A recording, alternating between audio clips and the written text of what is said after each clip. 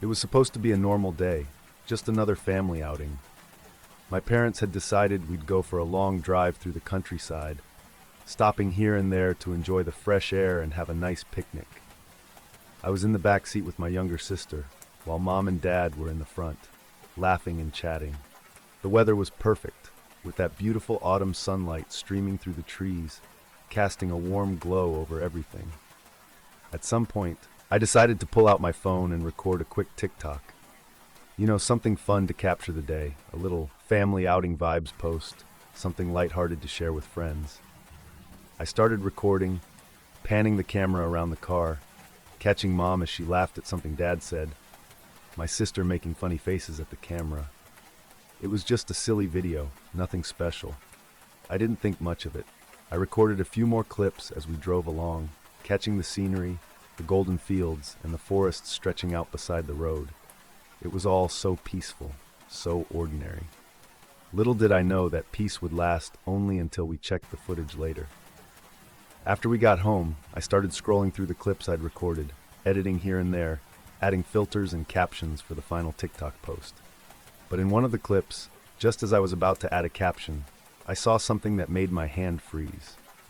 There, in the upper left corner of the frame, was a figure, a faint white shape, moving quickly across the screen. It appeared for only a second, a pale, ghostly blur that seemed to glide past, almost like it was floating in front of the car. I played it again, trying to understand what I was seeing. I hadn't noticed anything unusual at the time, and no one else in the car had reacted to it. But there it was, clear as day, a shadowy white figure, like something out of a ghost story, slipping in and out of view before vanishing into thin air. I called my sister over, showing her the video without telling her what to look for. The moment she saw it, her eyes widened, and she gasped, covering her mouth with her hand. "What is that?" she whispered, barely able to look away from the screen. "I don't know," I replied, my voice shaky. I tried to brush it off as some kind of camera glitch or a trick of the light, but deep down, I couldn't shake the feeling that it was something else. By the time I showed my parents, the eerie feeling had only grown stronger. Mom watched the clip in silence, her face pale, while Dad tried to reassure us that it was just a reflection or a trick of the light. But even he seemed unnerved, his usual confidence giving way to an uneasy silence. Determined to figure it out, I uploaded the clip to TikTok, explaining in the caption that we'd seen something strange in the video. Within minutes, the views started climbing, and so did the comments. "Did anyone else see that? That's definitely a ghost. I have chills. That's no reflection. It's way too clear." The responses were pouring in, with people sharing their theories. Some said it was just a random glitch, while others were convinced it was supernatural. A few even claimed they saw the outline of a face in the blur, a pale, expressionless face staring directly at the camera. The video started gaining more and more attention, with people speculating that our car had somehow crossed paths with a spirit. Some commented about white lady legends, ghost stories of women in white who haunt rural roads. Each new comment seemed to add a layer of mystery to what I'd seen. And the more I read, the more I began to feel a chill, like maybe this wasn't just some fluke or glitch. The thing is, I'd been scrolling through the footage in hopes of debunking it, convincing myself it was a reflection. But as I watched the clip over and over, that figure didn't seem to belong. It wasn't where a reflection should be, and there was nothing around the car that could have caused that pale floating shape. I tried to tell myself it was just a weird trick of the light, but deep down, I knew that I didn't believe it. That night, as I lay in bed, my mind kept replaying the video, the strange, ghostly figure gliding in front of the car, almost like it was trying to get our attention. Every time I closed my eyes, I could see it, that white shape moving across the screen, haunting me even in the dark. And as I lay there, staring up at the ceiling, I started to wonder if maybe that figure had been more than just a chance sighting. For days afterward, I couldn't shake the feeling that I was being watched. Every time I got in the car, I'd glance in the rearview mirror, half expecting to see that white figure standing in the road behind us. The memory of that video, of that ghostly shape, stayed with me, a constant reminder of that strange moment on the road. I still don't know what it was. Some people still insist it was a reflection or a trick of the light, but others believe it was something else, something that defies explanation. And no matter how much I try to forget, that figure lingers in my mind, a reminder that sometimes things slip through from the other side, things that leave you wondering, long after they're gone, if they were ever really there at all. I still get chills thinking about that night in the abandoned school. When I signed up to investigate haunted places, I thought it would be thrilling, maybe a bit scary, but nothing could have prepared me for what I saw in that decaying building in Brazil. The place had a reputation. Local legends talked about strange sightings, eerie noises, even rumors of ghostly apparitions of children and an angelic figure that appeared out of nowhere. But I figured it was just another ghost story, meant to spook anyone daring enough to enter. I arrived just as the sun was setting, casting an orange glow over the cracked, crumbling walls and overgrown weeds swallowing up the courtyard. The school was massive, with long, empty hallways and classrooms frozen in time, as if waiting for students who would never return. My equipment was heavy, but I'd learned from experience to pack everything I might need. Flashlights, extra batteries, cameras, and of course my recorder. As I walked up to the entrance, the air seemed to thicken, like something was warning me to turn back. But I shrugged it off.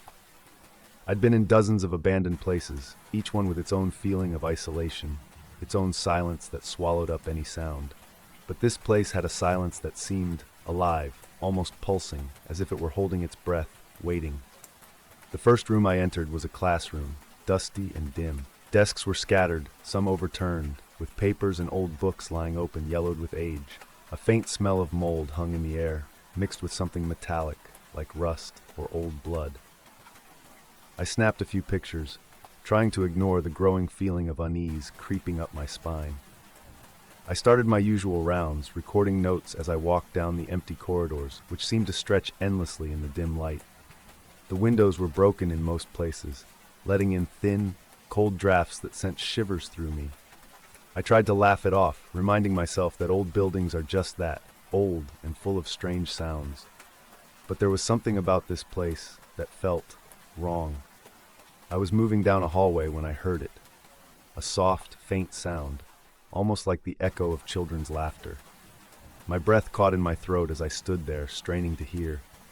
But the sound had vanished as quickly as it had come, leaving only the heavy silence behind. Deciding it was just the wind, I shook my head and moved on. But deep down, I couldn't shake the feeling that I wasn't alone. As the night went on, I explored room after room, taking pictures and recording anything that seemed unusual. It was around midnight when I decided to check out the gymnasium. The door was barely hanging onto its hinges, creaking ominously as I pushed it open. Inside, the gym was cavernous, the darkness swallowing up the weak beam of my flashlight. The bleachers were still there, covered in dust, with faint outlines of footprints leading nowhere. I was about to leave when something caught my eye. A flash of white in the far corner, just at the edge of my vision. I turned, my flashlight cutting through the dark, but there was nothing there, just the empty, abandoned gym. I took a few steps closer, my heart pounding, and that's when I saw it. There, standing in the shadows, was a figure. Small, barely visible, but unmistakably a child. A boy, dressed in what looked like a school uniform, his head tilted as if he were listening. I froze, my breath catching in my throat.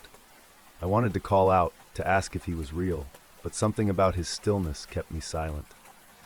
As I stood there, barely daring to breathe, another figure appeared beside him. This one was taller, dressed in flowing white, like a ghostly figure straight out of a storybook. It was a woman, or something that looked like a woman, with an aura that seemed to glow faintly, casting a soft light over the boy. She knelt beside him, placing a hand on his shoulder, and for a moment it looked like she was comforting him, almost protecting him. I fumbled for my camera, snapping a few quick pictures, hoping to capture whatever I was seeing. But when I looked back up, they were gone. The gym was empty, the cold air pressing in on me, making it hard to breathe. I didn't know what to think. I checked the pictures on my camera, my hands shaking as I flipped through each shot. And there they were, a faint, ghostly figure of a woman beside a young boy, her face blurred, almost angelic, as if she were glowing from within. I stared at the images, trying to make sense of what I'd just witnessed. But before I could process it, I heard it again. The laughter, this time closer, echoing through the empty gym. And then came the whispering. Faint, like a distant echo, but unmistakable. "Help us!" My pulse raced as I turned, shining my flashlight around the room. The whispers grew louder, more urgent, filling the gym with their eerie plea. I wanted to run, to get out of that building and never look back, but something held me there. A strange compulsion to understand what I was hearing. I followed the whispers, moving back down the hallway, my footsteps echoing in the silence. The voices seemed to lead me to a small, closed-off room at the end of the corridor. The door was slightly ajar, and as I pushed it open, the whispers stopped. Inside, the room was empty. Just a small office, with an old desk covered in dust and papers scattered across the floor. But there, in the center of the room, was a single piece of paper, fresh and clean, untouched by time. I picked it up, my hands trembling as I read the words scrawled in faded ink. "Please help them. They are trapped." A chill ran down my spine as I stared at the message, my mind racing. Who had written this? And who were they trying to help? The children's laughter echoed again, this time fainter, almost like a memory fading into the past. I took one last look around the room, then hurried back down the hallway, unable to shake the feeling that I was being watched. As I reached the exit, I turned back, glancing at the dim, silent corridors one last time. And that's when I saw them. Standing at the end of the hallway, barely visible in the shadows, was the same ghostly figure, the woman, with the young boy by her side. They watched me silently, their faces calm, almost peaceful. And as I stood there, frozen, the woman raised her hand, as if in farewell, before slowly fading into the darkness. I stumbled out of the building, gasping for air, the weight of what I'd seen pressing down on me. I didn't know how to explain it, or even if anyone would believe me. But the pictures were there, proof of the ghostly figures I'd witnessed in that abandoned school. To this day, I still don't know who they were or why they were there. But I can't forget that woman's face, the look of compassion and sadness as she watched over that boy. And every time I look at those photos, I feel a strange sense of peace, as if I'd witnessed something beautiful, something beyond my understanding. It was as if that abandoned school wasn't just haunted, it was a place of guardianship, a place where an angel watched over the lost souls of those children, keeping them safe even in death. And though I'll never return, I know that they're there, waiting, watching, guarding that place forever. Moving into that house was supposed to be a fresh start. After years of working in the city, I was ready for some peace and quiet. When I found the small farmhouse sitting alone at the edge of an empty cornfield, it felt like exactly the escape I needed. The only sound out here was the wind sweeping across the fields, rustling the dry corn stalks as they swayed like ocean waves. For the first few weeks, it was peaceful. Every morning, I'd wake up to the sight of the golden fields stretching out endlessly, the sunrise casting long shadows over the rows of corn. It felt like a dream. But then as the fall nights grew longer, the house began to feel less like a sanctuary and more like something else. The first time I heard the scream, it was around midnight. I'd been drifting off to sleep when the sound jolted me awake, a child's scream, high and desperate, piercing through the silence. I sat up, heart pounding, straining to hear it again. The cornfield stretched into the dark, empty and silent, the rows of corn too thick to see past. For a moment I thought it might have been an animal, but it didn't sound like that. It sounded human. My instincts told me to go out there, to see if someone needed help. But as I stood in the doorway, flashlight in hand, a strange unease crept over me. I was alone out here, with no neighbors for miles. Still, I ventured out a little ways, calling out into the dark. The only response was the wind, whispering through the corn like soft, mocking laughter. After an hour of searching, I gave up and went back inside, locking the doors behind me. But that night, I barely slept. Every small noise made my pulse race, and each creak of the old house sounded like a footstep. By morning, the scream felt like a distant memory. Maybe it had just been my imagination. But then it happened again the next night. And the night after that. Each time, it was the same, that shrill, chilling scream echoing through the field, pulling me out of bed. I started making nightly rounds outside, walking to the edge of the field with my flashlight, hoping to find some clue of what was happening. But each night, the fields were empty, the corn whispering in the dark like it was hiding something. Then, one night, something changed. After another fruitless search, I returned to the house, ready to turn in. But the moment I opened the door, I knew something was wrong. The living room was a mess. Drawers yanked open, books tossed to the floor, picture frames turned upside down. My heart pounded as I checked each room, looking for any sign of an intruder, but the house was empty. I called the police, who came out and looked around, though they didn't find much. They said it might have been a raccoon or maybe kids from a nearby town playing pranks. But something about it felt too intentional, too personal. The police left, and I was alone again, left with nothing but the mess and a growing sense of dread. The next few days passed in a strange blur of tension. I found myself looking over my shoulder, waiting for that scream to come each night. I tried telling myself it was all just nerves, that I was overreacting, but the feeling of being watched clung to me, thick and oppressive. Then, one night, the power went out. It was pitch black inside the house, with only the faintest moonlight seeping in through the windows. I stumbled through the darkness, feeling my way to the kitchen for a flashlight. But as I passed the back door, I froze. Outside in the cornfield, I heard something moving. It wasn't the usual rustling of the wind. This was slower, deliberate, like footsteps weaving between the rows of corn. I held my breath, listening, my heart pounding so loudly I could barely hear. And then, faintly, I heard it, a soft, sickening laugh, drifting through the dark just beyond the edge of the yard. I backed away from the door, my hands shaking as I fumbled with the flashlight. When I finally got it on, I pointed it toward the field, but there was nothing there. Just the dark, empty rows of corn stretching out into the night. I didn't sleep that night, and when morning came, I called the police again, desperate for answers. They came out, checked the house and the field, but found nothing. No footprints, no signs of anyone lurking around. One of the officers tried to reassure me, saying it was probably just an animal or maybe even a prank, but his words did little to ease the fear that had taken root in my chest. The next night, it happened again, but this time it was worse. Around midnight, I heard the scream, even louder than before, echoing across the field. I jumped out of bed, grabbing my flashlight, ready to confront whoever or whatever was out there. But as I reached the edge of the field, something else caught my eye.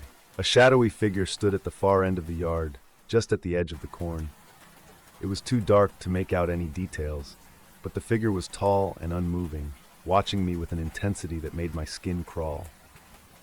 I shined the flashlight in their direction, but the beam seemed to waver like the light couldn't quite reach them. I called out, my voice barely more than a whisper. "Who's there?" The figure didn't respond. Instead, they turned and walked into the corn, disappearing between the rows as if they'd never been there at all. I stumbled back to the house, locking every door and window behind me. My mind was racing, trying to make sense of what I'd seen. I wanted to believe it was just a trick of the light, or maybe a stray shadow, but I couldn't shake the feeling that I was no longer alone out here. The following nights were filled with unease. I stopped going outside after dark, instead sitting by the window, watching the cornfield for any sign of movement. Each night, I half expected to see that figure again, lurking just out of sight, waiting. Finally, I decided I couldn't take it anymore.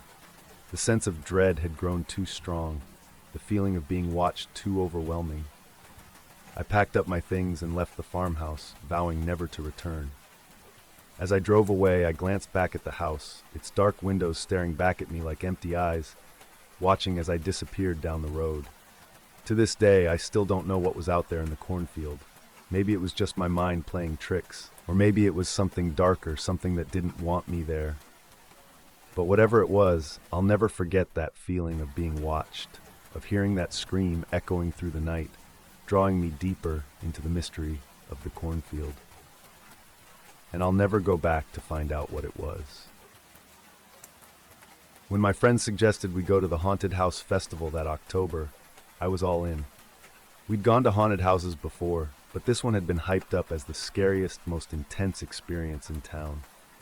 People said it was unlike anything you'd ever seen, more disturbing, more realistic, and of course, that just made us want to go even more. We arrived just after dark. The festival grounds were packed with people in costumes, lights flashing everywhere, and the sounds of carnival music and screams filled the air. The haunted house was set up on the edge of the grounds, its entrance flanked by heavy iron gates covered in fake spiderwebs, with a flickering sign that read, "Welcome to the House of Lost Souls."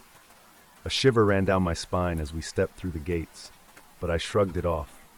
It was just a haunted house. What was there to be scared of? Inside, the atmosphere changed immediately. The lights were dim and red, casting eerie shadows on the walls, and fog machines filled the hallways with thick, cold mist. I could feel the air grow colder as we walked through the narrow corridors. It was silent, save for the occasional creak of the floorboards and the whisper of fabric as someone moved just out of sight. The first room we entered was unsettling. A collection of life-sized dolls lay scattered across the floor, limbs twisted at unnatural angles, their faces cracked and smeared with faded makeup. In the center of the room, one doll was propped up on a small, tattered chair, its glassy eyes staring blankly ahead. Just as we passed, its head turned with a quiet creak, and a recorded laugh echoed around us. I laughed too, but there was something about the way it stared that made me want to leave the room as quickly as possible. We moved through the house, each room more disturbing than the last. At one point, we entered a hallway that seemed to go on forever, lined with mirrors that reflected our faces back at odd angles, making us look distorted and twisted. I started to feel uneasy. There was something about seeing your own reflection warped and strange that messes with your mind. But I told myself it was just a clever effect, part of the fun. And then we entered the room with the dolls. Not just any dolls, though. These ones were made to look like people, with pale faces and wide, staring eyes, wearing clothes that seemed too real. There was a mannequin of a man with a suit and tie, his eyes painted over with black paint, a little too lifelike. As we passed by, I could swear I saw it move, ever so slightly, like it was breathing. I tried to laugh it off, but the feeling of being watched was growing stronger with every step. We pressed on, eventually coming to what looked like a maze. The walls were tall and made of what seemed like old, creaky wood, barely wide enough for us to walk single file. It was a cramped, suffocating space, and with the fog swirling around us, it was impossible to see more than a few steps ahead. The walls seemed to close in, and every turn looked exactly like the last. It wasn't long before we got disoriented. The maze was designed to keep you guessing, with sudden dead ends and fake doors that led nowhere. By now, we were starting to get genuinely nervous. What had started as a fun scare was turning into something darker. Every time we rounded a corner, we felt like we were being followed, shadows slipping in and out of sight just behind us. Then we heard it, a faint whisper, like someone calling for help. We stopped, straining to listen. The voice was coming from deeper within the maze, echoing off the walls, and it sounded desperate. "Help, please, someone." I turned to my friends, wide-eyed. "Did you hear that?" They nodded, their faces pale in the dim light. It sounded real, like someone actually needed help. And so, without saying a word, we followed the voice, each of us feeling a mix of fear and the need to do something. The whispers grew louder as we walked, interspersed with what sounded like faint, choked sobs. But every turn brought us only deeper into the maze, with no sign of anyone. Finally, we stumbled into a large open room. And that's when we saw them. A group of people huddled together in the middle of the room, their faces pale and pleading, hands reaching out toward us. "Please," one of them whispered, her voice trembling. "You have to help us. We can't find our way out." For a second I was frozen, trying to process what I was seeing. They looked terrified, like they'd been trapped here for hours. But then I saw something that made my stomach twist. One of the figures, a man with hollow eyes and a face etched with fear, blinked. And then he smiled, a slow, twisted smile that didn't reach his eyes. I stumbled back, grabbing Jess's arm, trying to pull her away. "Come on, let's go!" I whispered, my voice shaking. But before we could move, the lights flickered, casting the room into complete darkness. In the pitch black, I could hear the soft shuffle of feet, the whispering voices growing louder, surrounding us. "Stay with us," they whispered. "Stay." forever. I panicked, reaching out blindly for my friends, feeling the cold grip of hands brushing against my shoulders, my arms. Someone was whispering directly in my ear, a breathy, hollow voice saying, "You can't leave." Suddenly, the lights flickered back on, and the crowd of figures was gone. It was just the four of us in an empty room. We didn't wait to question it. We bolted out of the room, stumbling back through the maze, practically running through the last few rooms, ignoring whatever else might have been there. We finally burst through the exit doors into the cold night air, gasping and clutching each other, still trying to shake off what we'd seen. None of us spoke. We just stood there trying to calm down, our hearts pounding. It started out as a typical Halloween plan. Me, Eric, Jess, and Mike all piling into Eric's old Jeep, ready to spend the night telling ghost stories and pulling pranks. We'd gone through most of the Halloween routine. Haunted houses, corn mazes, all the usual spots. But by midnight, Jess suggested we should finish the night off with something a little darker. She told us about an old cemetery just on the edge of town that had been abandoned for years, where the gravestones had started sinking into the earth and weeds were swallowing up names and dates. "It's creepy," she said, her eyes flashing with excitement. "But no one's been there in ages. They say it's haunted." Now, I wasn't big on cemeteries, especially not at night, but there was something about her excitement that was contagious. We were all riding on that Halloween adrenaline, you know? Like we needed one more scare to top off the night. So we agreed, laughing and joking about how we were going to find ghosts, and Eric drove us out past the edge of town, headlights barely piercing through the fog that had started rolling in. The cemetery was tucked away down a narrow, winding path that I'd never noticed before. The place was hidden by thick trees that loomed over us like skeletal arms as we walked. The wind was picking up, and I could feel it seeping through my jacket, chilling me to the bone. But I told myself it was just the atmosphere. It was Halloween, after all. When we reached the gates, I was surprised by how tall they were. Rusted iron bars with peeling paint stretched up into the darkness, marking the entrance to the old graveyard. Eric pushed them open, and they groaned, a high-pitched, echoing sound that set my teeth on edge. We all exchanged a nervous look, but laughed it off.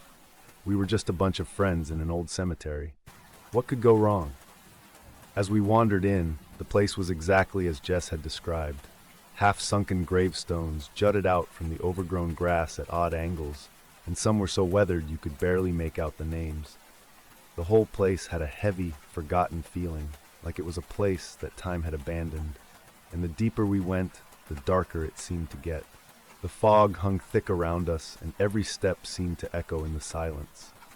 We started joking around, trying to scare each other with silly ghost noises, but after a few minutes, I started to feel off. I couldn't shake the feeling that we weren't alone. Every now and then, I'd catch something out of the corner of my eye, a shadow shifting, a flicker of movement just outside the beam of my flashlight. But whenever I turned, there was nothing.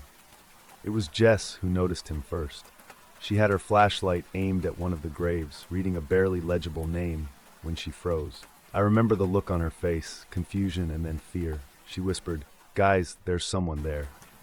We all turned, and that's when we saw him. At the far end of the cemetery, standing perfectly still among the headstones, was a man. He was tall, gaunt, his figure barely visible through the fog, but he was definitely staring at us. He wore an old-fashioned coat, long and heavy, that looked almost out of place, like something from another time. "Hey!" Eric called out, trying to sound confident, but his voice wavered. "Who are you?" The man didn't respond. He just kept staring, his eyes like dark pits in the dim light. A strange feeling crept over me, something between fear and the unsettling certainty that we'd made a terrible mistake coming here. Jess whispered, "Maybe he's a caretaker or something. Let's just go." But before we could move, the man raised his hand, beckoning us with a slow, deliberate gesture. His mouth twisted into a grin that sent a shiver down my spine. "You shouldn't be here," he said, his voice low and scratchy, like he hadn't spoken in years. "This is my cemetery." The way he said it, "my cemetery," wasn't normal. It was possessive, almost like he considered every single gravestone his personal belonging. There was something in his tone that made my skin crawl. "We're sorry," Mike stammered, starting to back up. We were just leaving. The man took a step forward, his movements slow, almost calculated. Leaving? He said, his voice still that low, unsettling drawl. Oh no, I don't think you're leaving yet. We exchanged glances, a wave of panic spreading through us. But before we could react, he started moving faster, his steps quick and silent across the grass. We turned and bolted, running back through the cemetery, our footsteps pounding against the ground. I don't know what I expected, but I thought we'd hear him behind us, footsteps or breathing something. But there was nothing, no sound. Just the eerie silence of the cemetery as we ran, only the occasional crack of a twig or rustle of the leaves as we darted through the trees. When we reached the gate, we stopped, gasping for air, looking back. The cemetery was silent. No sign of the man. But just as I was catching my breath, Jess let out a scream. I turned to see her pointing back toward the far end of the cemetery, where the fog was beginning to clear. He was there, standing at the same spot, grinning at us, one hand raised in that same beckoning gesture. But this time, he was closer. Much closer than he should have been. As if he just materialized there watching us with those hollow eyes, that terrible smile. Go, I whispered, grabbing Jess's arm. We have to go. We didn't stop until we reached the Jeep. Eric fumbled with his keys, his hands shaking, finally getting the engine started. We sped off down the road, the cemetery vanishing behind us, but that wasn't the end of it. As we drove, Jess was crying, shaking her head, saying it didn't make sense, that he couldn't have been that close. But what chilled me was something Mike noticed in the rearview mirror just before we lost sight of the cemetery gates. Guys, he said, his voice barely more than a whisper. He's watching us. We all looked back. Standing at the edge of the road just outside the cemetery was the man. He didn't chase us or make any move to follow. He just stood there, his gaze fixed on us, that eerie grin still on his face. We made a pact that night, right there in the car. None of us would ever go back. We'd never speak of it to anyone. The cemetery was off limits. For good. In the days that followed, I couldn't get him out of my mind. Every time I closed my eyes, I saw his face, that twisted smile, those dark, empty eyes. And sometimes late at night, I could have sworn I heard his voice echoing in my head, whispering the same words over and over. This is my cemetery. I haven't been back since that night, and neither have my friends. We drifted apart not long after that, each of us haunted by our own memories of that man. And every Halloween, when the wind howls and the night grows cold, I can feel his eyes on me, watching, waiting, like he's still out there, guarding his cemetery, daring anyone foolish enough to return. And I know deep down that if I ever do go back, he'll be waiting for me, just like he was that night. When I came back to the family farm to help care for my aging parents, I was looking forward to the quiet life. I had been away for years, caught up in the rush of city life, but there was something comforting about the open land, the familiar house, and the fields of corn stretching out into the horizon. I thought it would be peaceful, maybe even boring, but those thoughts didn't last long. It started a few days after I arrived. Each evening, as the sun began to set, I'd see someone standing out at the edge of our cornfield. At first, it didn't seem unusual. I figured it was just a neighbor, maybe someone from down the road. Our fields bordered other farms, after all, and people sometimes passed through on their way to town. The figure always appeared around dusk, just as the sky turned a deep shade of orange and the shadows stretched long across the land. They were too far away for me to make out any details, but I could tell it was a person. They stood there, motionless, staring in the direction of our farmhouse. I didn't think much of it until I realized that the figure was appearing every night without fail, and each time they seemed to be just a little bit closer. By the end of the week, they were standing at the edge of the property, only a few dozen yards away. Their face was hidden in the shadow, but I could feel their gaze on me, sharp and unsettling. I waved once, thinking it might be a neighbor trying to get my attention, but the figure didn't react. They just stood there as if waiting for something. By the end of the week, I'd had enough. One evening, just as the sun dipped below the horizon, I decided to approach them. I called out as I crossed the yard, hoping to hear a friendly voice respond. But the figure didn't move. They just stood there, a tall, dark shape against the golden light of the field. And then, just as I reached the edge of the yard, they turned and bolted into the corn, disappearing between the stalks. I ran after them, pushing through the corn, calling out, but there was no answer. The corn swallowed all sound, and the figure vanished as if they'd never been there at all.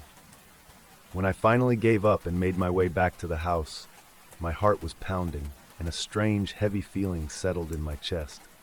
I was certain now that whoever or whatever this was, it wasn't a neighbor. That night, I locked every door and window before going to bed. I tried to shake off the feeling of unease, telling myself I'd just imagined things. Maybe it had been a shadow or a trick of the light. But just as I was about to drift off to sleep, the power went out. The silence that followed was so thick I could barely breathe. I sat up in bed, straining to hear anything, any sound that would explain why the power had cut out. And then, in the silence, I heard it, a faint rustling, like footsteps moving through the corn, inching closer to the house. I crept to the window and looked out, but I couldn't see anything in the darkness. Just the field stretching out, the tall stalks swaying in the night wind. I was about to turn away when something caught my eye. A faint glint of metal, shining in the moonlight, just at the edge of the yard. There, barely visible, was the silhouette of a man, holding a rusty old gardening tool. The tool was caked with rust, its handle splintered, but it was unmistakably a sharp, brutal weapon. My stomach dropped, and fear shot through me like ice water. The man was staring directly at me, even though I was hidden in the shadows. He lifted the tool slowly, as if to show me what he held, then took a step forward. Panic took over, and I turned, sprinting down the stairs, grabbing the flashlight from the kitchen drawer. My hands shook as I tried to switch it on, the battery dim and flickering. I could hear the rustling getting closer, the sound of feet brushing against the dry corn husks. I knew I had only one option, to run into the field myself and try to lose him in the dense rows of corn. I bolted out the back door and sprinted into the field, the cold night air biting at my skin. The corn was thick, and I could barely see a few feet ahead, but I kept running, pushing through the stalks, trying to create as much distance as I could.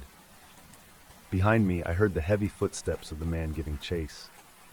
They were slow and deliberate, but constant, like he knew he'd catch me eventually.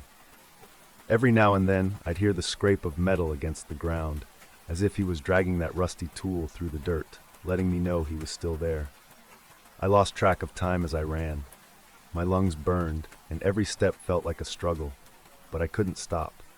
I turned corners, changed directions, hoping to throw him off, but the footsteps never seemed to falter. They were always just behind me, a constant, steady rhythm that sent waves of terror through me. Finally, I found a small clearing in the corn, barely big enough to crouch in. I huddled down, trying to catch my breath, my ears straining for any sound. Everything was silent now. Even the wind had died down, and all I could hear was the pounding of my own heart. Just when I thought I'd lost him, I heard the rustling start up again, closer this time. The man's footsteps were slow, deliberate, as if he knew exactly where I was. I held my breath, gripping the flashlight like a weapon, even though I knew it wouldn't do much good. Then, through a gap in the corn, I saw him. He was only a few feet away, his face hidden in shadow, his hand clenched around the handle of that rusty tool. He paused, lifting his head as if sniffing the air, searching for any sign of me. My pulse thundered in my ears, and I squeezed my eyes shut, praying he wouldn't find me. After what felt like an eternity, I heard his footsteps begin to fade, the rustling growing fainter as he moved further away. I waited, counting to 100 in my head before daring to open my eyes. The field was empty, but I didn't take any chances. I crawled back through the rows, keeping low to the ground, until I finally reached the edge of the cornfield. The farmhouse was a dark outline in the distance, but I didn't stop until I'd made it back inside, locking every door and window behind me.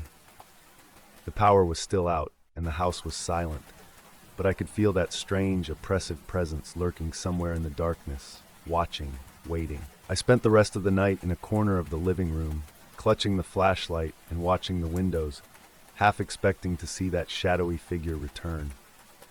By morning, I was exhausted, my mind racing with questions and fears I couldn't shake.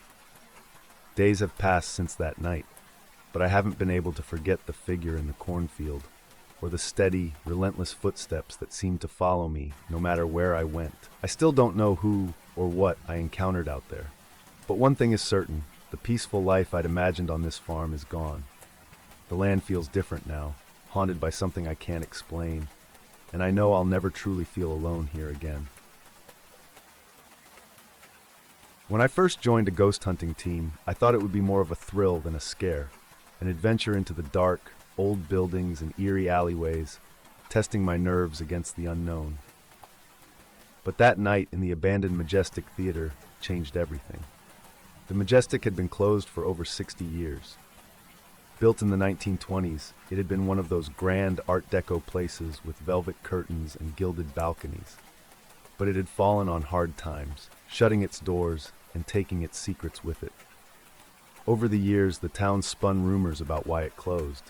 Voices heard from empty rooms, cold drafts with no source, and apparitions seen flickering in the aisles. The theater had become an urban legend, and we were eager to find out if there was any truth to it. It was a late autumn night when our team gathered at the entrance, flashlights and equipment in hand. The air was damp, and every sound seemed amplified in the silence surrounding the abandoned building. As we stepped inside, the musty scent of dust and decay hit us, along with an intense feeling of being watched. I shook it off as nerves. The first thing we noticed was how the theater seemed frozen in time. Old posters still lined the walls, faded but visible, announcing long-gone performances. Our footsteps echoed off the cracked tiles and empty halls as we made our way to the main theater. I remember the moment so clearly, as if it were yesterday. Stepping into that grand hall, flashlights sweeping across the rows of empty seats cloaked in shadows, feeling the air grow colder as we moved closer to the stage. One of the team members, Lila, set up a camera to capture any movement, while the others spread out to take readings. I felt a strange pull toward the projection room at the back, up a narrow staircase that seemed to disappear into the darkness. The stories about the Majestic always centered around that projection room. They said the original projectionist had died in that very room. Some even claimed he had taken his own life after the theater closed. I went up the steps, my heart pounding louder with each one. The silence up there felt heavier, almost oppressive. As I reached the door, I hesitated, hand on the handle, listening. There was a faint sound on the other side, something between a whisper and a sigh, as if someone were breathing just beyond the door. I pushed it open slowly and stepped inside, the beam of my flashlight cutting through the dark. The room was cramped and cluttered, with an old projector that looked like it hadn't moved since the 1950s. Dust hung in the air, sparkling faintly in the light. Then, just as I took a step further, something flashed in the corner, a small glowing orb hovering for a split second before disappearing. I froze, my mind racing. I'd read about these orbs, but seeing one in person was completely different. There was an eerie beauty to it, and yet I couldn't shake the feeling that it was watching me, trying to tell me something. I backed out of the room, my pulse racing, and found the others downstairs.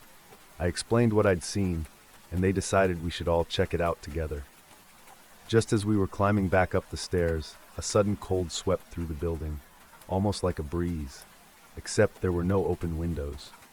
Lila and one of the others caught it on their cameras, an orb floating through the hallway and vanishing through the door I'd just come out of.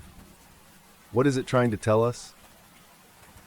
Lila whispered, her voice filled with awe and fear. She was usually the skeptical one, but even she looked pale. Then we heard it, a faint, rhythmic tapping, like the sound of someone pacing back and forth. It was coming from the projection room. As we listened, the pacing stopped, and the door creaked open on its own slowly, as if inviting us back inside. The air grew colder as we stood there, and I felt a sudden, overwhelming urge to leave. But before I could move, something more bizarre happened. The old projector sprang to life, casting a dim light onto the blank wall.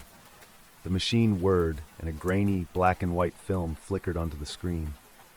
It showed a theater performance, actors on stage bowing to an audience that wasn't there. Then something caught my eye in the projection. In the corner of the frame, a man stood, dressed in a projectionist's uniform, staring directly into the camera. His face was blank, expressionless, but his eyes seemed to pierce right through the screen. I knew then, somehow, that this was the man people had talked about, the ghost that haunted the Majestic. Lila gasped, pointing at the screen.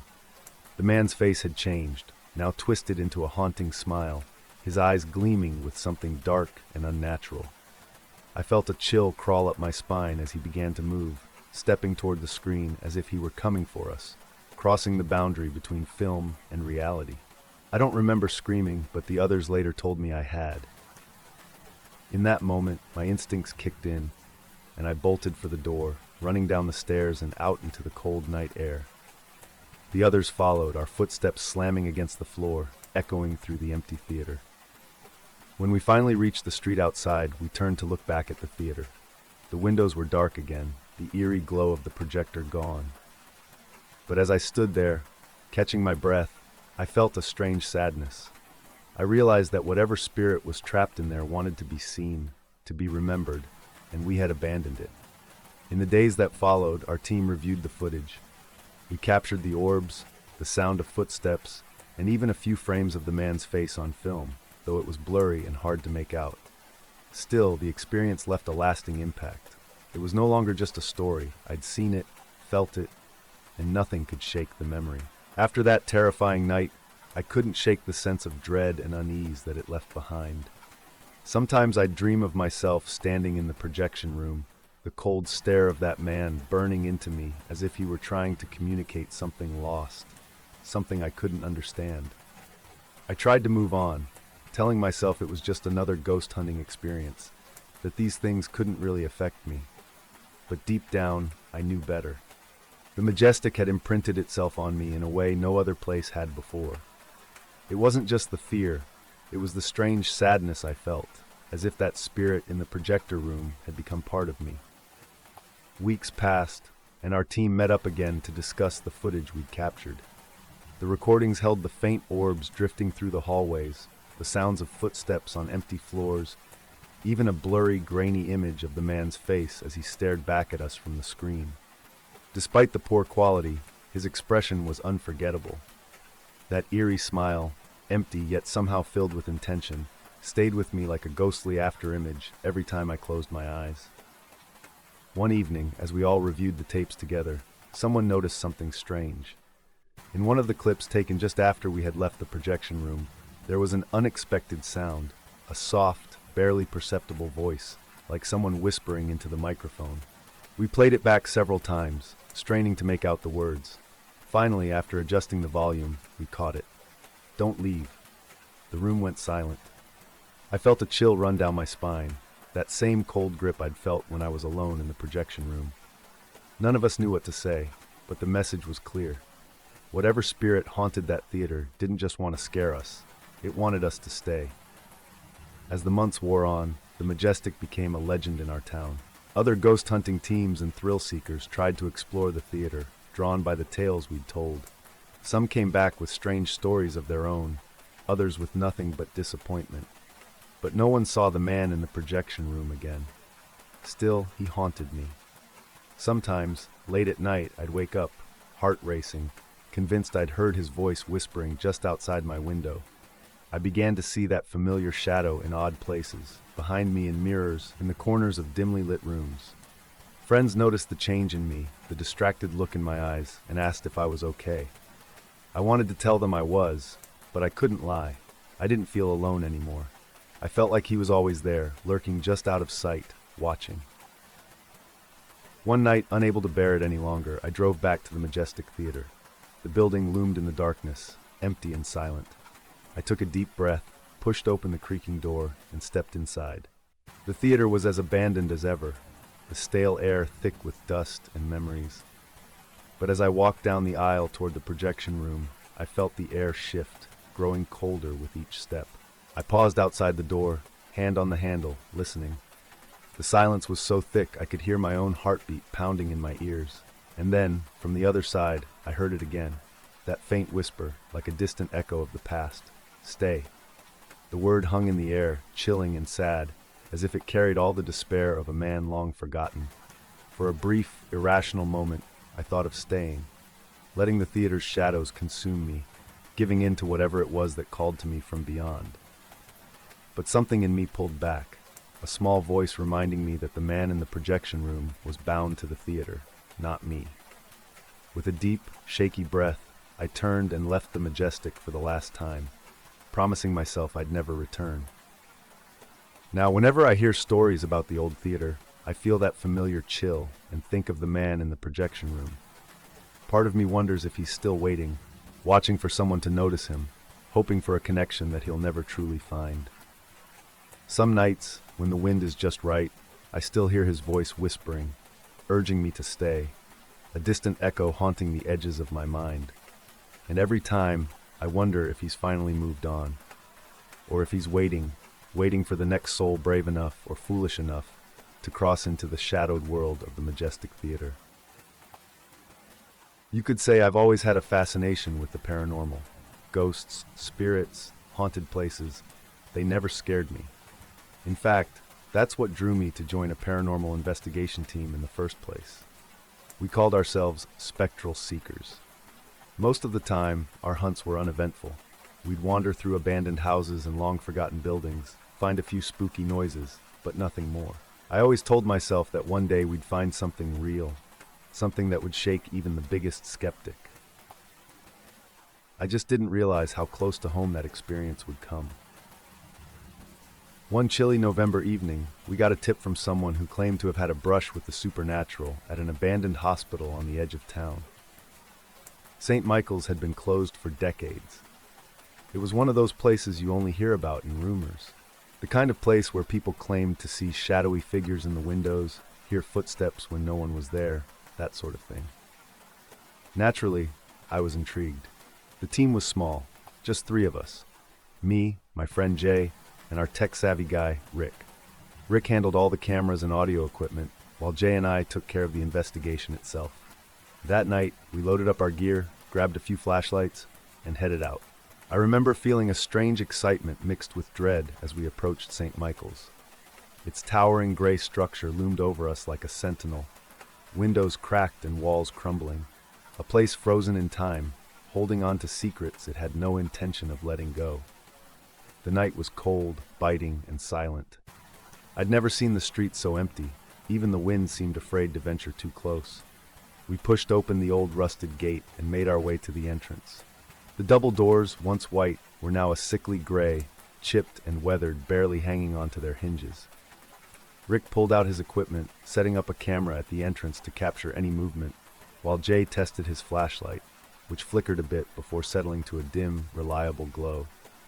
As we stepped inside, the air changed. It was thicker, almost stifling, as if the building itself was breathing around us. The inside of St. Michael's was everything you'd expect from an abandoned hospital. Faded tiles covered in grime, rusty bed frames scattered in dark corners, and the faint smell of antiseptic mingled with something stale and earthy. Our footsteps echoed down the long, empty corridors, bouncing off peeling walls and mixing with the faint sound of dripping water. We started with the main hall. The ceiling was high, and several windows had been boarded up. Only a few weak beams of moonlight slipped through the cracks, illuminating dust particles that drifted aimlessly. We moved slowly, each of us straining to hear or see anything out of the ordinary. The silence was absolute, so thick that even the smallest creak made us jump. Rick had set up another camera on a tripod near the nurse's station, facing down the hallway. "This is where the first sightings supposedly happened," he whispered, his voice barely breaking the stillness. "There are stories of a shadowy figure that appears at the far end of this corridor around midnight." As we stood there, the only sounds were our own breaths and the distant tick of Rick's equipment. I tried to steady my nerves, telling myself we were just here to gather evidence. It wasn't like we were actually going to see anything, right? We'd been through dozens of places like this, and nothing had ever come of it. But then, I saw something. At the far end of the corridor, barely visible in the dim light, a shadowy figure stood, motionless. I blinked, thinking my eyes were playing tricks on me, but it was still there. It wasn't close enough to make out any features, just a silhouette. My heart began to race as I nudged Jay, who looked up and squinted, his expression shifting from curious to tense. "Are you seeing this?" I whispered, unable to take my eyes off the figure. He nodded slowly. Rick adjusted his camera, trying to zoom in, but before he could get a clear shot, the shadow slipped out of sight, disappearing around a corner as if it had sensed us watching. Our initial shock quickly turned into determination. We had to see if we could catch it again. We followed the corridor where the figure had disappeared, moving as quietly as we could. The hallway branched off into several rooms, each with doors hanging open like gaping mouths, silent and foreboding. I shone my flashlight inside each one, half expecting to see someone or something lurking in the shadows. Nothing.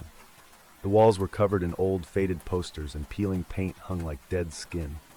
As we moved further down the hallway, an unsettling feeling started to creep over me, a feeling of being watched. Every time I looked back, I swore I could see a faint, shadowy form slipping out of sight, only to reappear at the edge of my vision. After a while, we reached what looked like an old examination room. The door was barely hanging onto its hinges, and inside, there was an examination table covered with a thin layer of dust, the leather cracked and brittle. Jay whispered something, pointing to the far corner. I turned my flashlight, and there, scratched into the wall, were deep gouges, as if someone had clawed at it in desperation. The sight sent a shiver down my spine. We were just about to leave when a loud thud echoed from somewhere down the hall, followed by a faint, dragging sound. I froze, flashlight aimed down the empty corridor, heart pounding in my chest. Rick checked his watch, his face pale. It was just after midnight, the exact time when the ghostly figure had supposedly been seen. We exchanged a look, each of us silently asking the same question. Should we go investigate? I've never considered myself easily spooked. Growing up in a rural area, you get used to all kinds of strange sounds and sights. The rustling of animals in the brush, shadows playing tricks at dusk. But what happened to me when I went back to my family's farm? Well, that's the one experience that still keeps me up at night, even now. I still remember every detail, every chill, every breath of wind. Last autumn, I got a call from my dad. He and my mom had been managing the farm on their own for years, and they weren't getting any younger. He never actually asked for help outright, but I could hear it in his voice. So I decided to head back to the farm for a few months to lend a hand and keep an eye on things. Figured it'd be nice to spend some time with them too. After all, I'd spent so much of my life in that place, it always felt like home. But from the very first evening back, I felt strange. It was something about the way the fields looked in the fading light, the thick rows of corn stretching out for what seemed like miles. They looked so much darker than I remembered, and for some reason, I couldn't shake this sense of being watched.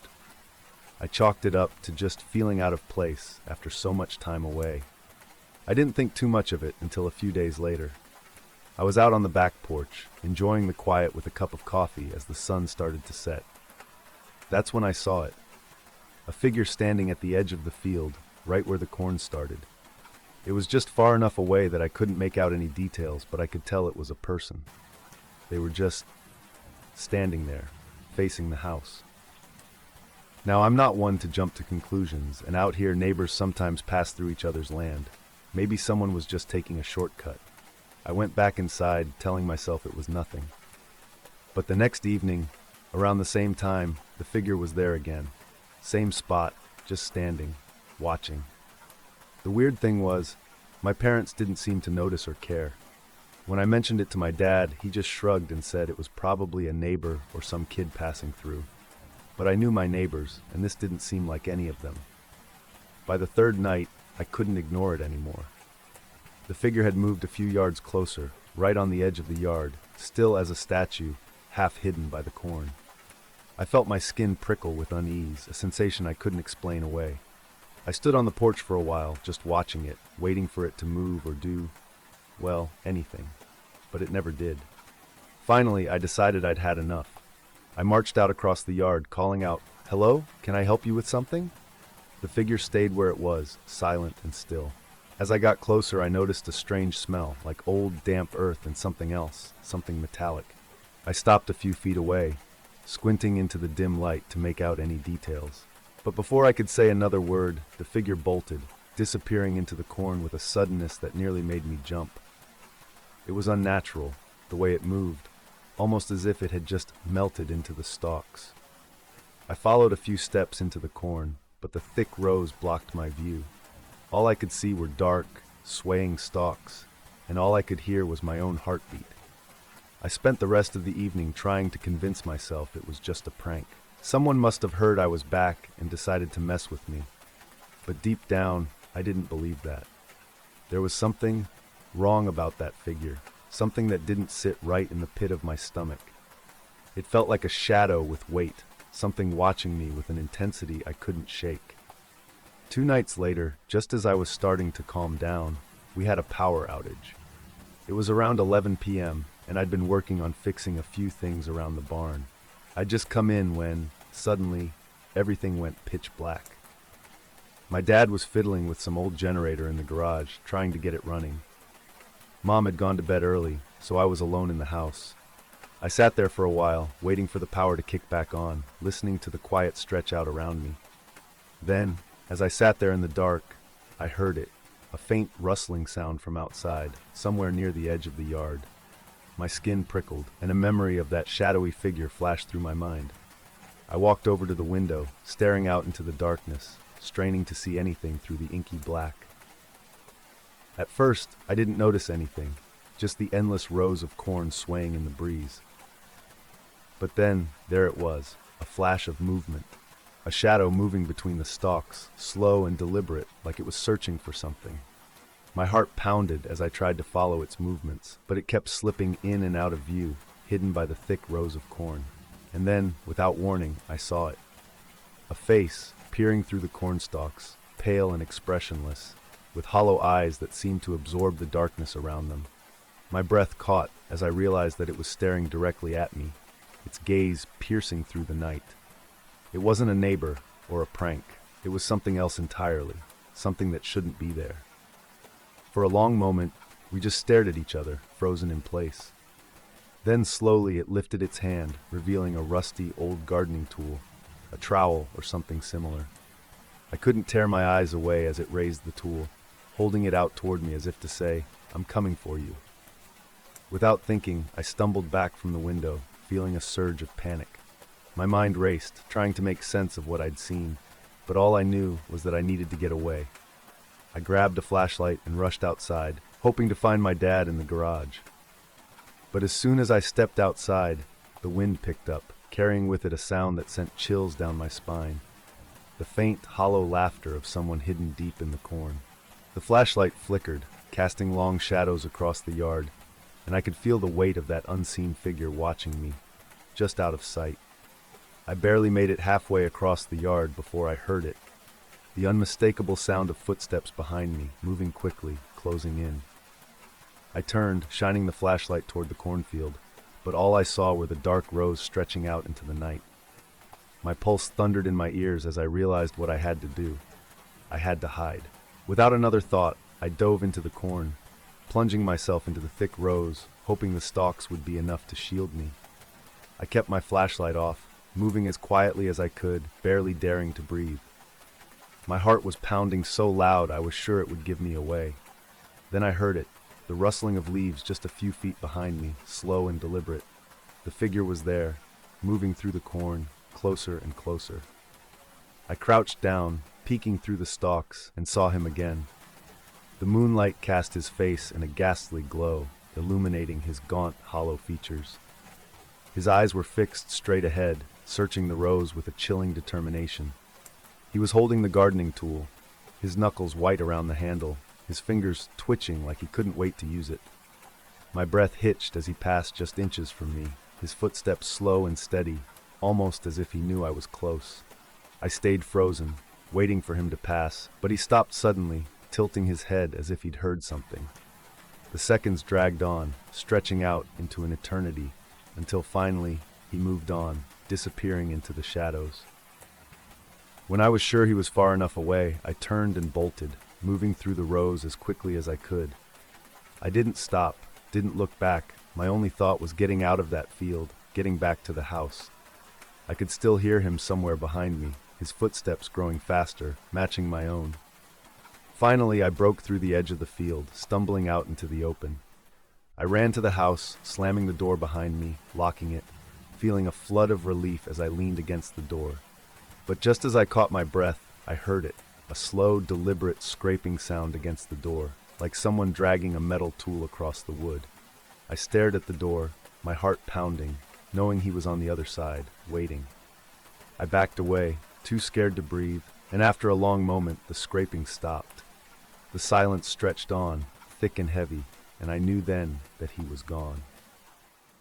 The power came back on an hour later, and when I looked outside, the field was empty, as if nothing had ever happened. But I know what I saw, what I heard, and I don't think I'll ever forget that figure in the corn, the pale face and hollow eyes, and the chilling laughter that echoed through the night. My name is Antonio. I've been working as a private investigator in Barcelona for over 20 years, dealing with every kind of case you could imagine. Infidelity, insurance fraud, missing persons, you name it, I've seen it. Nothing really rattles me anymore. After all, it's just a job. Or at least that's what I always thought until this past winter. You see, I'd recently moved into a quiet little neighborhood with my son, Miguel. His mom and I had separated a few years back, and I was doing my best to give him a normal life. It was a modest house built in the 70s, with creaky wooden floors and an ancient heating system that groaned more than it worked. But it was a fresh start, and we were managing just fine. Then, a few weeks after we moved in, I started waking up every night at exactly 3 a.m. Now, I've always been a light sleeper, but this was different. It wasn't a random wake-up. It felt like something was nudging me awake, something I couldn't quite explain. The first couple of nights, I'd just brush it off, think it was some old house noise, or maybe the neighborhood cat skittering across the roof. But one night, I heard something that still haunts me, a faint whisper. It wasn't clear, more like a low murmur coming from somewhere outside my window. My first thought was that it was some kids fooling around, maybe trying to spook the old guy. But as I lay there, listening, it became clear this wasn't a prank. The whisper was rhythmic, almost like a chant, soft and sinister, just low enough that I couldn't make out the words. I didn't dare move. I just lay there, my heart pounding. Finally, the whisper faded, and after a few minutes, I convinced myself I'd imagined it. I mean, I work long hours, and my mind is always racing with details from different cases. It had to be stress, right? At least that's what I kept telling myself. The next few nights passed without incident, and I started sleeping normally again. I almost forgot about the whisper. But then, around a week later, it happened again. This time, the sound was louder. It wasn't outside, it was inside the house. I shot up in bed, straining to listen, my body tense as a coiled spring. The whisper was coming from the hallway, just outside my bedroom door. My mind went to Miguel, and I fought every instinct to grab him and run. Instead, I tiptoed to the door and cracked it open, just a sliver, peeking out into the dark hallway. It was empty, silent, but the chill in the air was undeniable, and my hands trembled as I slowly closed the door. I forced myself to lie back down, not wanting to alarm Miguel, but my heart raced for hours, every nerve on edge. It was impossible to shake the feeling that something was watching us. After that night, I started taking small steps to find an explanation. I installed a security camera outside, and I even put an old recorder in the hallway, hoping to catch any sounds that could explain what was happening. But every morning I'd check, and nothing would be there. No sound, no movement. It was like whatever was happening only existed in those shadowy hours, disappearing with the dawn. Then one night, as I lay in bed, I felt that same unnerving sensation, the feeling of being watched. I turned to my window, and there, just barely visible through the blinds, I saw a shadowy figure standing outside. My breath caught. It was tall, thin, and perfectly still, almost like a shadow cast by the moon. I stared at it, waiting for it to move, to shift, to reveal itself as a trick of the light. But it just stayed there, silent and ominous. I don't know how long I lay there, frozen, but finally, I mustered the courage to get up and go to the window. I took a deep breath, pulled the blinds back, and nothing. There was no one there. No footprints in the dirt, no sign that anyone had been there at all. Just the empty street, bathed in the pale light of a distant street lamp. But as I turned away, I could have sworn I saw movement out of the corner of my eye, like something slipping into the shadows just beyond the house. I barely slept that night. Every time I closed my eyes, I'd hear faint creaks, whispers I couldn't understand, like the walls themselves were breathing. By the time morning came, I was exhausted, mentally and physically. Miguel was starting to notice my unease, and I could see the worry in his eyes, but I couldn't bring myself to tell him what was happening. How could I? I barely understood it myself. Then came the night that finally broke me. It was around 2:45 a.m. when I first stirred, that strange sensation prickling at me again. I lay still, my heart beating faster with each passing second, waiting for whatever horror 3 a.m. had in store this time. I didn't have to wait long. Right at 3 o'clock, I heard it. A loud, deliberate knock on the front door. It wasn't the polite knock of a visitor, nor was it frantic or rushed. It was 3 loud, slow, deliberate knocks that seemed to reverberate through the entire house. I jumped out of bed, heart pounding as I made my way to the door. I kept my footsteps light, holding my breath, feeling every nerve in my body screaming at me to turn back, to ignore it. But I was past the point of turning back. I had to know. As I reached the door, I glanced down the hall where Miguel's room was. The door was closed, and I prayed he'd stay asleep. I couldn't imagine what would happen if he got caught up in whatever this was. Slowly, I reached for the doorknob, my hand shaking, and pulled the door open just a crack. There was no one there, just the cold night air and the empty street stretching out under a sky full of stars. But then I heard it, a low whisper, coming from right next to me, like someone was standing in the doorway, inches from my face. I recoiled, slamming the door shut, my body trembling as I stumbled back. And then, from behind me, came a faint but unmistakable sound, a quiet knock from inside the house, as if answering the one I'd just heard outside. I spun around, staring down the dark hallway. Every instinct told me to run, to grab Miguel and get out of there, but my feet were rooted to the spot. The knock came again, louder this time, echoing through the empty house. With shaking hands, I grabbed my flashlight and crept toward Miguel's room, feeling a cold sweat break out over my skin. I reached his door, knocked softly, and whispered, "Miguel, you awake?" Silence. I opened the door and shined the flashlight inside. His bed was empty, the sheets rumpled, as if he'd been pulled out of bed in a hurry. Panic gripped me, and I called his name louder, darting from room to room, my heart racing. I was about to call the police when I heard a faint rustling coming from the hallway closet. I ran to the closet, flinging the door open, and there he was, crouched on the floor, pale as a ghost. He looked up at me, his eyes wide with fear. "Papa," he whispered, his voice barely audible. "There's someone in the house." Before I could respond, we heard the knocking again, coming from just outside the closet door. 3 slow, deliberate knocks that seemed to shake the whole house.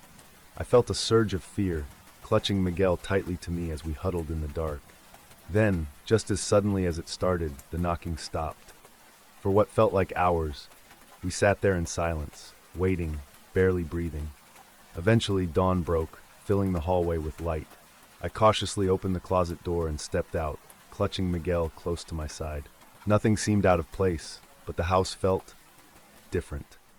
There was a heaviness, an unsettling silence that I couldn't shake. I decided right then and there that we couldn't stay.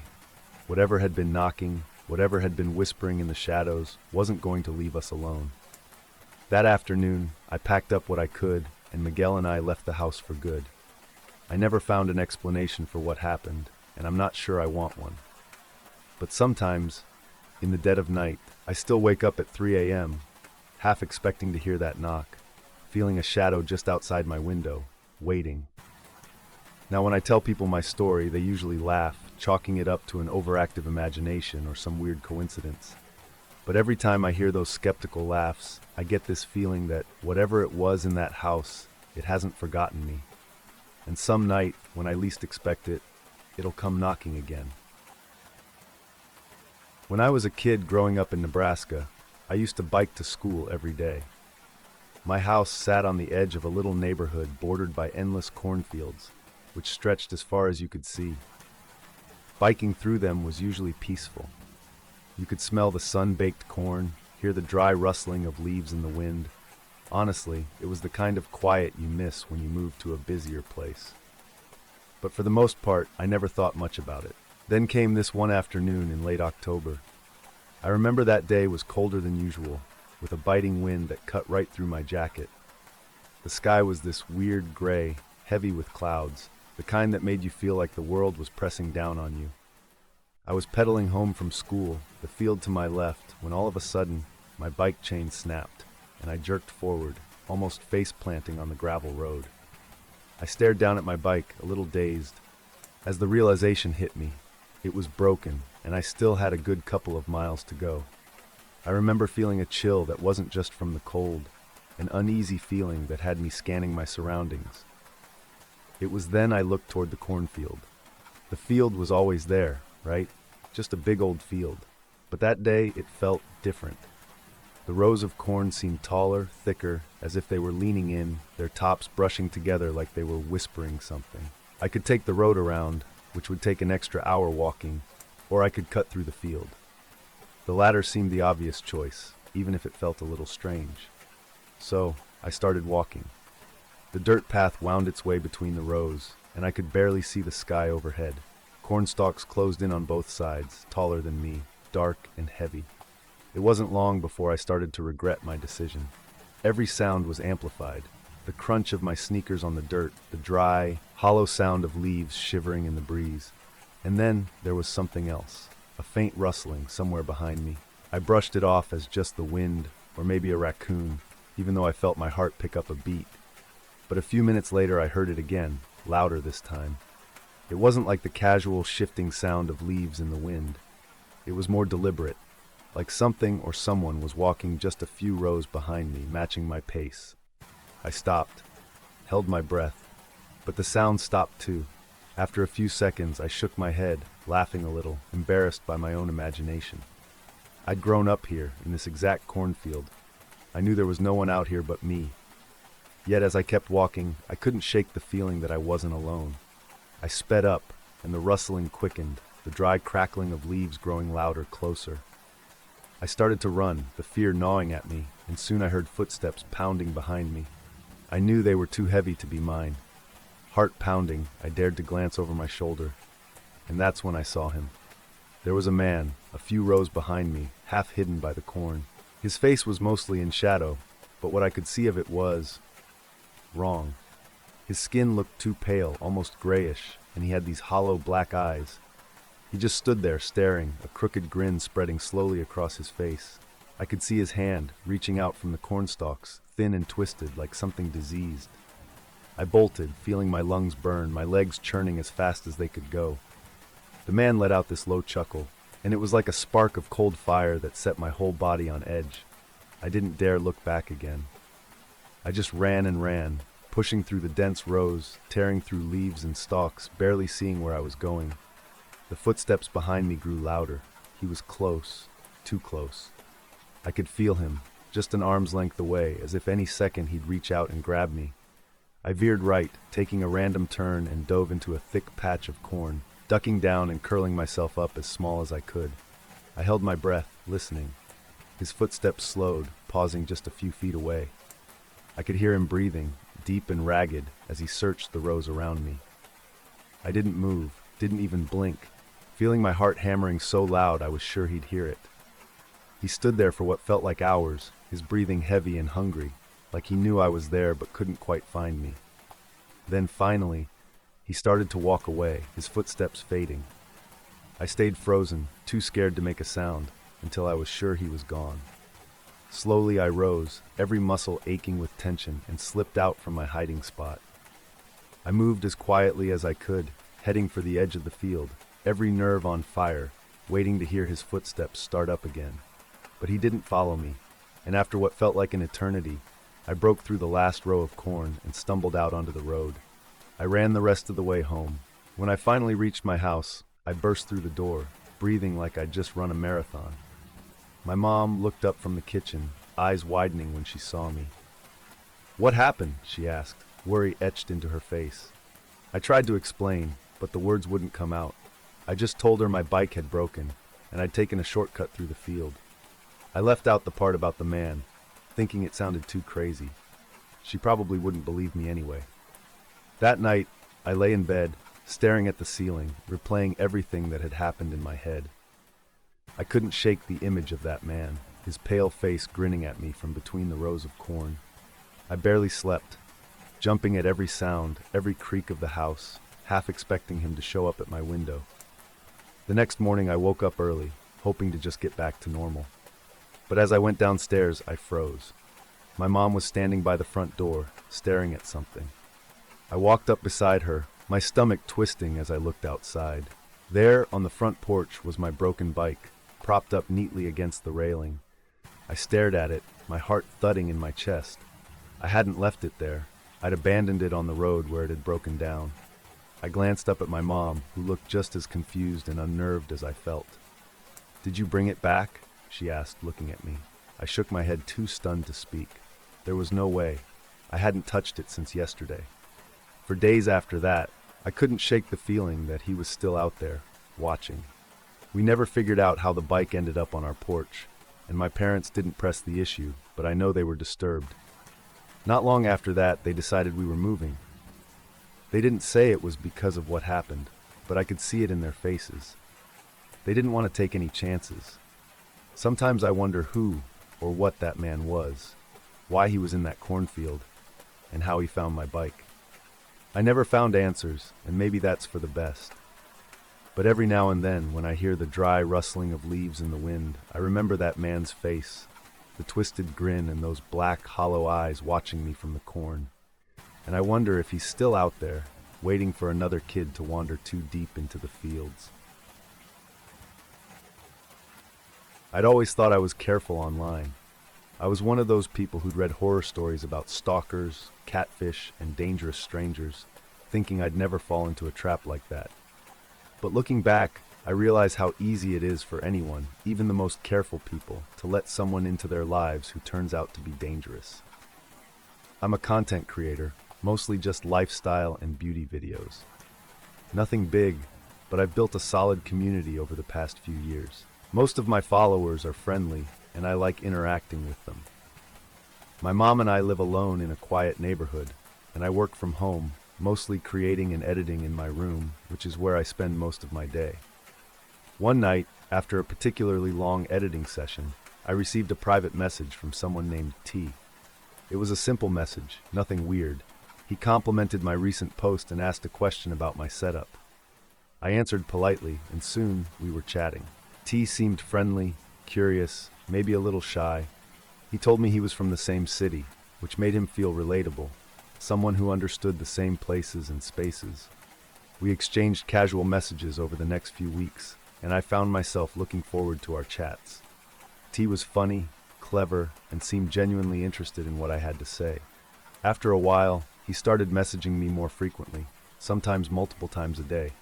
He'd ask for pictures of where I was, what I was doing, and being used to sharing my life on social media, I didn't think much of it. I'd send him photos of my workspace, my coffee cup, or the park nearby, little snapshots of my daily life. But then things started getting odd. He'd get upset if I didn't respond right away, or if I didn't send a picture when he asked. At first, I thought he was just lonely, or maybe socially awkward, but the messages started to feel different, darker somehow. They weren't threatening, but there was this intensity that made me uncomfortable. And whenever I tried to set boundaries, he'd apologize and promise to be better, saying he just really liked talking to me. One night, around midnight, he sent a message that caught me off guard. "I know you're awake," it read. I looked at my phone, feeling a prickle of unease. I hadn't posted anything about being up late or hinted online that I was awake, so how could he know? I brushed it off, though, figuring it was just a lucky guess. I told him I was going to bed and put my phone on silent. But the messages didn't stop. He sent one after another, saying things like, "I can't sleep if I don't know you're okay," and "Are you mad at me? Please, just answer." I remember lying in bed, the light from my phone casting a pale glow in the dark room, feeling trapped by his words. I didn't respond, hoping he'd take the hint. The next morning, I woke up to nearly 30 unread messages, each more frantic than the last.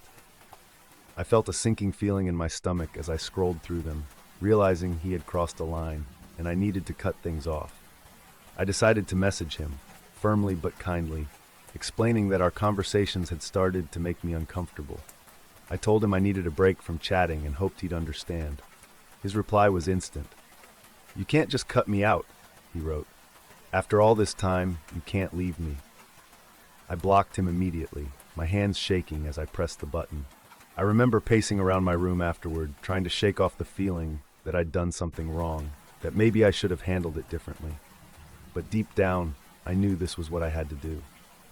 Over the next few days, I felt on edge, but as time passed, I began to relax. Blocking him felt like the right decision, and I told myself it was over. But one night, as I was going through my evening routine, I noticed something strange. A small, almost unnoticeable detail. My favorite silver knife was missing. It wasn't a big knife, just a little pocket blade I'd bought on a trip, but it was special to me. I always kept it in the same spot, on my desk, just a small thing I'd use to open packages or cut stray threads. I tore my room apart looking for it, telling myself it had to be somewhere nearby, that maybe I'd misplaced it, but no matter where I looked, it was nowhere to be found. A wave of dread washed over me, but I tried to brush it off. "You're overthinking this," I told myself. "It's just a knife. It'll turn up." But the feeling of unease didn't go away. A few nights later, as I was lying in bed, I thought I heard something, a faint creak coming from somewhere downstairs. It was probably just the house settling, I told myself. Still, I couldn't shake the feeling that something wasn't right. Then, one morning, I noticed something else out of place. My desk chair, which I always left tucked under my desk, was pulled out slightly, as if someone had been sitting there. It was such a small thing, but it set off every alarm bell in my mind. I hadn't moved it, and my mom never came into my room. Trying to brush it off, I went about my day, but that night, I couldn't sleep. I lay in bed, every little sound magnified in the silence, my heart racing with every creak and groan of the house. I kept telling myself it was nothing, that I was just being paranoid. But then, the worst thing happened. I came home from running errands one afternoon to find my bedroom door slightly ajar. My mom was out, and I distinctly remembered closing it before I left. I felt a cold, sinking feeling in my stomach as I pushed the door open and stepped inside. There, on my bed, was a small object, a silver bracelet I hadn't seen in years. It had been missing since I was a kid, something I thought I'd lost forever. My mind raced, trying to figure out how it had gotten there. I'd never mentioned it to anyone, not even T. My head spun as I picked it up, noticing how cold it felt in my hand, as if it had just been placed there. And then I saw it. On my nightstand, in the same spot where my missing knife used to be, was a single white rose. The air seemed to thicken, a silence so heavy it felt suffocating. My heart pounded and I backed out of the room, trying to make sense of it all. I grabbed my phone and called the police, my hands shaking as I explained what I'd found. They arrived quickly, but there wasn't much they could do. No fingerprints, no signs of forced entry. The officer suggested it might have been a prank, but the look on his face told me he wasn't convinced. Before leaving, he advised me to change my locks and set up some security measures. That night, I lay in bed, every muscle tense, listening to the sounds of the house, waiting for something, anything. My mom offered to sleep in my room, but I insisted I was fine, not wanting her to worry. Around midnight, I heard it again. A creak coming from the hallway outside my room. I held my breath, heart pounding, every nerve in my body on high alert. Slowly, I reached over and grabbed my phone, dialing 911 with shaking fingers, not daring to make a sound. The minutes felt like hours as I lay there, listening, waiting. Finally, I heard footsteps outside my window, followed by the faint sound of someone retreating. I stayed on the line with the dispatcher until the police arrived, their flashlights sweeping across the yard. They found footprints outside my window, leading around the house and back toward the street. The officer took my statement, his face serious as he asked me if I had any idea who could be doing this. And in that moment, I knew. I told them everything about T, the messages, the way he'd become obsessive, his attempts to keep tabs on me even after I'd blocked him. The officers assured me they'd look into it, but as they left, I couldn't shake the feeling that he was still out there, watching, waiting. I changed all my passwords, deleted old accounts, even changed my number. hoping to erase any trace of myself from his reach. Weeks went by, and gradually, I started to feel safe again. I put up cameras, installed new locks, and tried to put the whole experience behind me. Over the next few months, life settled into a new, uneasy normal. I'd convinced myself that with the extra locks, security cameras, and privacy measures, I was finally safe. I was still vigilant, of course, checking every door and window before bed, keeping a low profile online, and avoiding posting anything that might hint at my location. My mother noticed the changes in me, though I never told her the full story. I didn't want her to worry any more than she already did. But even with all these precautions, a quiet dread still lingered. Every small noise at night made my heart race. Every shadow felt like it was hiding something or someone. Then, one night, something happened that shattered any sense of peace I'd managed to build. It was around midnight. My mom had gone to bed early, and I was finishing up some editing on my laptop. The house was silent, the only sound the soft tapping of my fingers on the keyboard. I was just about to shut everything down and go to bed when my phone buzzed on the desk. I picked it up and saw an unknown number.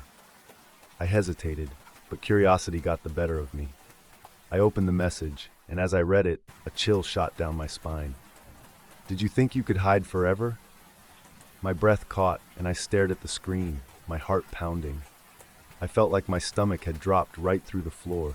The message was so simple, so direct, yet filled with an unsettling malice. I immediately blocked the number, convincing myself that it was just a random spam message, nothing more. But as I sat there, staring at my screen, a second message appeared from another unknown number. "You haven't been very good at hiding. I know where you are." I felt my hands start to tremble. Every muscle in my body tensed, and I could feel the old fear coming back, stronger and darker than before. I blocked the second number too, but within seconds, my phone lit up again with another message. I never left. My skin prickled with dread. I quickly opened my security camera app, switching between the feeds around my house, expecting to see nothing. But then my blood ran cold. On the camera pointed toward my front yard, I saw a dark figure standing at the edge of the driveway. The figure didn't move, didn't try to hide. They were just standing there, as if they wanted me to know they were watching. I felt frozen, my mind racing. I knew it was T. I didn't know how he'd found me or why he'd chosen this night to reappear, but the knowledge that he was there, so close, was paralyzing. I knew I had to act. My mom was asleep down the hall, completely unaware of the danger outside. I dialed 911 with shaking fingers, my voice barely a whisper as I explained the situation to the dispatcher. They told me to stay calm, stay inside, and keep the doors locked. Officers would be on their way. I hung up and crept over to my mom's room, gently shaking her awake. Her groggy confusion quickly turned to fear as I explained what was happening. She nodded, grabbing her phone and staying silent as we moved to the back of the house, away from any windows that faced the front. Minutes passed in silence, though each second felt like an hour.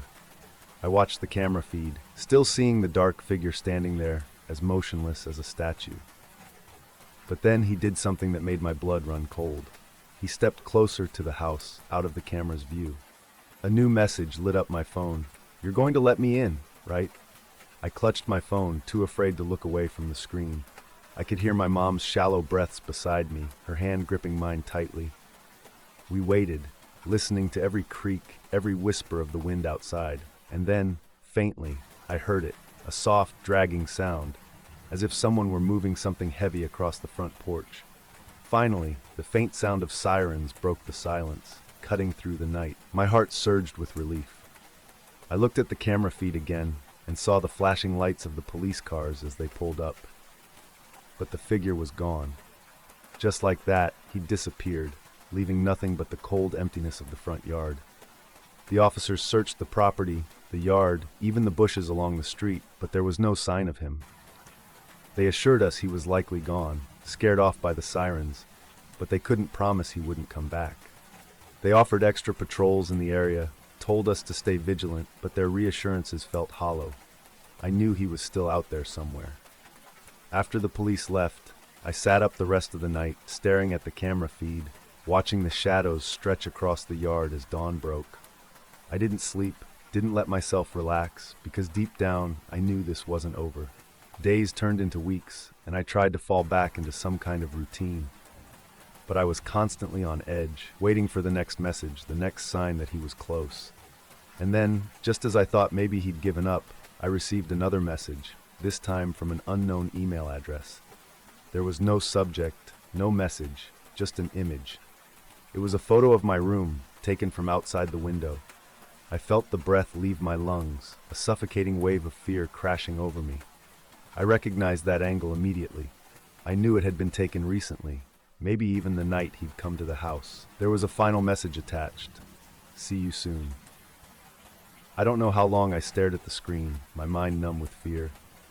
My mom and I decided to pack up and leave the house that very night, and within days we'd moved across town, staying with a family friend until we could figure out our next steps. I shut down my social media accounts, changed my number, and tried to erase every trace of myself online. Even now, months later, I still check the windows and doors every night, haunted by the feeling that T might still be out there, waiting. I don't know if he'll ever truly be gone, or if he's just biding his time, waiting for the next opportunity. But one thing's for sure, I'll never feel safe again. And no matter where I go, I'll always be looking over my shoulder, wondering if, one day, I'll look up and see him standing there, smiling, waiting, reminding me that some nightmares never end.